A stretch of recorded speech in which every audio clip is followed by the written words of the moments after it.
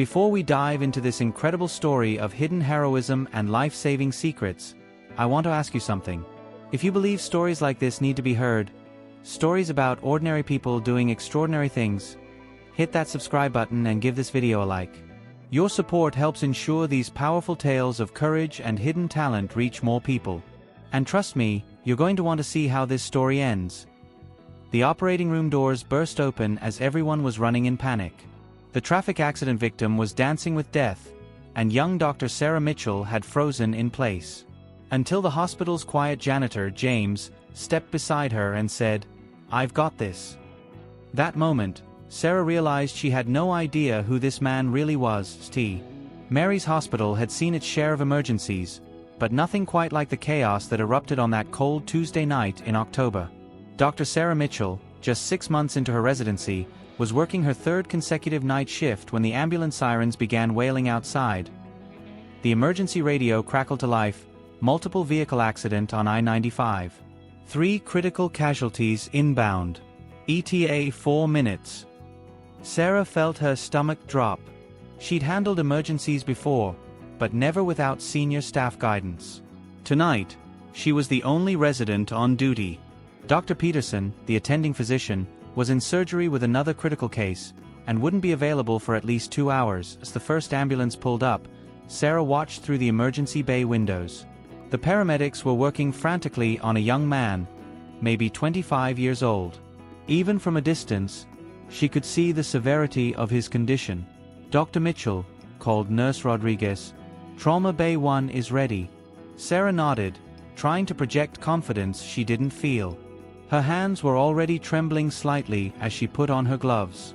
This was the moment every young doctor fears, being alone with a life hanging in the balance. The paramedics wheeled in the patient, a construction worker whose truck had been hit by a drunk driver. 24-year-old male, massive internal trauma, possible spleen rupture, BP dropping fast, the lead paramedic reported rapidly. Sarah looked at the monitors. Blood pressure 85/50 and falling. Heart rate 145. The young man was conscious but barely, his face pale as paper, cold sweat beading on his forehead. "Get me 2 units of O-negative, stat," Sarah ordered, trying to remember her trauma protocols. But as she began her examination, she felt overwhelmed by the complexity of the injuries. This wasn't a textbook case, this was real life, messy and unpredictable. That's when she noticed him. James Hopper had been working the night shift as a janitor at St. Mary's for almost 3 years. Sarah had seen him countless times, quietly mopping floors, emptying trash bins, cleaning equipment. He was probably in his early 40s, average height, always wearing the same blue hospital maintenance uniform. He kept to himself, never made conversation, just did his job with a quiet efficiency that most people never noticed. But tonight was different. As Sarah struggled with the 4-line, the patient's veins had collapsed from blood loss, she saw James positioning his cleaning cart against the wall. But instead of leaving the trauma bay as custodial staff usually did during medical emergencies, he stepped closer. "Dr. Mitchell," James said quietly, his voice carrying an authority she'd never heard from him before. Sarah looked up, confused. Hospital janitors didn't interrupt medical procedures. "Yes?" "The patient's showing signs of hemorrhagic shock.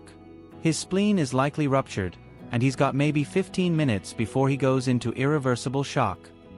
Sarah stared at him. "I'm sorry, what did you just say?" James moved closer, his eyes focused on the monitors. His blood pressure pattern, the abdominal rigidity, the way he's guarding his left side, it's a classic grade 4 splenic rupture. "I've seen this exact presentation dozens of times." "You're a janitor," Sarah said, her voice barely a whisper. "Not tonight," James replied, rolling up his sleeves. "Tonight, I'm whatever this patient needs me to be." For the first time in 3 years, Sarah really looked at James Hopper. She noticed things she'd never seen before. His hands, they weren't the soft hands of someone who just pushed a mop. They were steady, precise, with small scars that spoke of surgical training. His posture as he moved around the trauma bay wasn't that of a maintenance worker. It was the confident bearing of someone accustomed to life-and-death situations. "Who are you?" Sarah asked. "Someone who can help you save this young man's life," James answered, already examining the patient with practiced efficiency. "But we need to move now." The patient's blood pressure dropped to 75/40. "Dr. Mitchell," James said, his voice now carrying unmistakable command authority, "call the OR and tell them we need emergency surgery in 5 minutes. Get anesthesia down here now. And order 6 units of blood. He's going to need them." Sarah found herself following his instructions without question. There was something in his voice, his demeanor, that commanded respect. This wasn't the quiet janitor she thought she knew. As they prepared to move the patient to surgery, James turned to her. "Have you ever assisted on a splenectomy?" "Only in medical school," Sarah admitted. "Then you're about to get the best education of your career." In the elevator to the OR, Sarah couldn't contain her curiosity any longer. "James, I need to know. Who are you really?" James looked at the patient, then back at her. "Dr. James Harper, former Lieutenant Colonel, U.S. Army Medical Corps. I was a trauma surgeon for 12 years, including 3 tours in Afghanistan." Sarah's mind reeled. "You're a doctor? Then why are you working as a janitor?" "Because sometimes the weight of saving lives becomes too heavy to carry," James said quietly. "Sometimes you need to step back and find peace in simpler service." The OR doors opened, and James transformed before her eyes. Gone was the quiet, invisible maintenance worker. In his place stood a surgeon with commanding presence and absolute confidence. "Nurse Patterson," James called to the surprised OR nurse, "I need you to set up for an emergency splenectomy. Full trauma protocol." "Sir, you're not authorized to be in here," Nurse Patterson protested. James looked at her with calm authority. "Nurse, this patient has approximately 10 minutes of viable time left.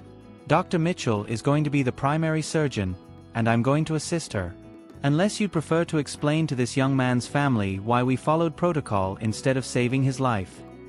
The OR team, sensing the urgency and responding to James's obvious medical knowledge, quickly prepared for surgery. Sarah found herself scrubbing in beside a man she thought she knew, but clearly didn't know at all. "Dr. Mitchell," James said as they dried their hands, "in civilian surgery, you have the luxury of time and extensive diagnostics. In combat surgery, you learn to trust your assessment and move quickly. This patient doesn't have time for extended deliberation." "I'm scared," Sarah admitted. "Good," James replied. "Fear keeps you sharp, keeps you focused. But don't let it paralyze you.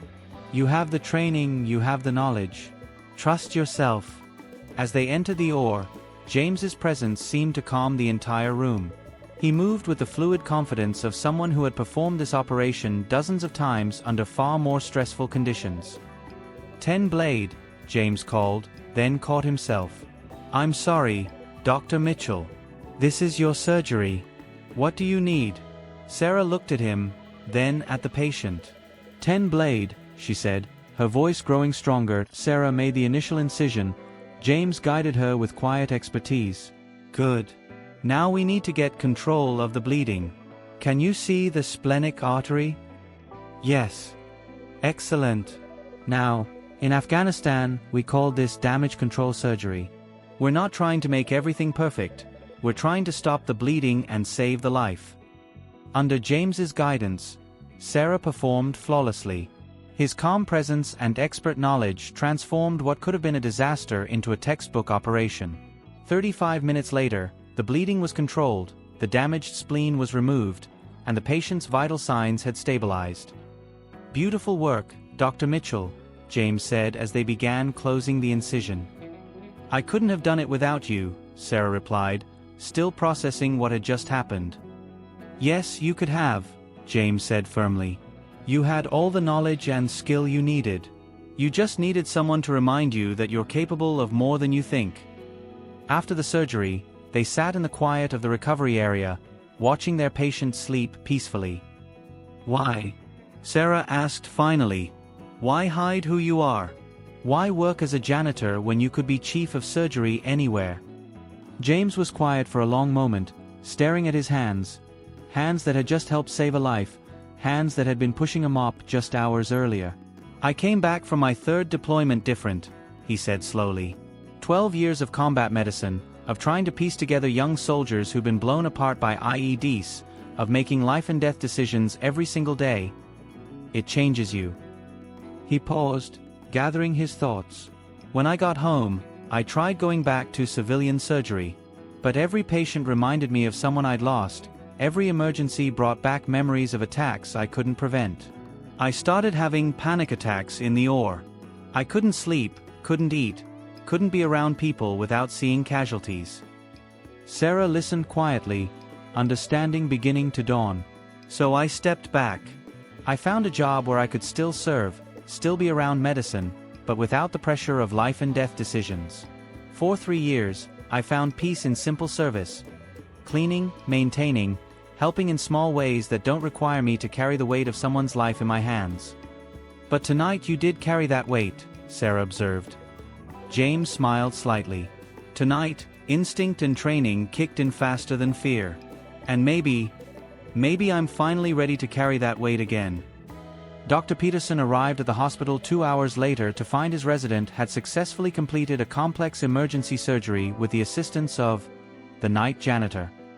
Sarah, what the hell happened here? Dr. Peterson demanded, reviewing the surgical notes. Dr. Peterson, I'd like you to meet Dr. James Harper, former Army trauma surgeon and the man who helped me save a life tonight. Dr. Peterson stared at James, still in his janitor's uniform but now clearly carrying himself differently. You're a doctor? I was, James said simply. Tonight, I remembered that maybe I still am. The hospital administrator was called, credentials were verified, and within a week, Dr. James Harper had his medical license reinstated and was offered a position as attending trauma surgeon at St. Mary's. But James made one condition: he would work the night shift, the time when emergencies were most critical and when young doctors like Sarah needed experienced guidance most. 3 months later, Dr. Sarah Mitchell was working another night shift when a multi-car accident brought in 4 critical patients. This time, she didn't freeze. This time, she moved with confidence and skill, directing the trauma team with calm authority. Excellent work, Dr. Mitchell, James said as they finished treating the last patient. I learned from the best, Sarah replied. The hospital janitor who turned out to be one of the finest surgeons I've ever seen. James smiled, looking around the trauma bay, the same place where he'd once quietly mopped floors, now the place where he was teaching the next generation of doctors to save lives. You know, he said, I spent 3 years thinking I was hiding from medicine. But maybe I was just learning a different way to heal. What do you mean? As a janitor, I learned patience, humility, and the value of serving without recognition. Those aren't bad qualities for a surgeon to have. 6 months after that first night, James had become the mentor to every resident in the hospital. His unique background, combining military medicine's efficiency with the humility learned through years of quiet service, made him an extraordinary teacher. Dr. Sarah Mitchell, now confident and skilled, often told the story of the night she almost lost a patient until the janitor stepped forward and reminded her that heroes sometimes wear the most unexpected uniforms. And James Harper, once again wearing surgical scrubs instead of a maintenance uniform, had learned that sometimes you have to lose yourself completely before you can find who you're truly meant to be. The young construction worker made a full recovery and returned to work 3 months later. He never knew that his life had been saved by a janitor who turned out to be a decorated war veteran and one of the most skilled trauma surgeons in the country. But then, the best heroes often work in the shadows, waiting for the moment when they're needed most. And sometimes, that moment comes when you least expect it, in the form of someone you thought you knew but never really saw. Dr. James Harper proved that healing isn't just about what happens in operating rooms. It's about finding the courage to step forward when lives are on the line, regardless of what uniform you're wearing or what others expect of you. Sometimes the most extraordinary people are hiding in the most ordinary places, wearing the most unlikely uniforms, serving quietly until the moment when their hidden talents can save lives. James Harper's story reminds us that heroism isn't always announced. Sometimes it's discovered in the most unexpected moments, by the most unlikely people. If this story moved you, hit that like button and subscribe for more incredible tales of hidden heroism. Drop a comment below. Have you ever met someone who turned out to be completely different from what you first thought? We'd love to hear your stories. Remember, you never know who the person next to you really is, what battles they've fought, or what incredible skills they might be carrying quietly within them. Sometimes the janitor is a doctor, sometimes the quiet person in the corner is a hero waiting for their moment to shine. Thanks for watching, and remember, extraordinary people are everywhere, often disguised as ordinary heroes serving quietly until the world needs them most.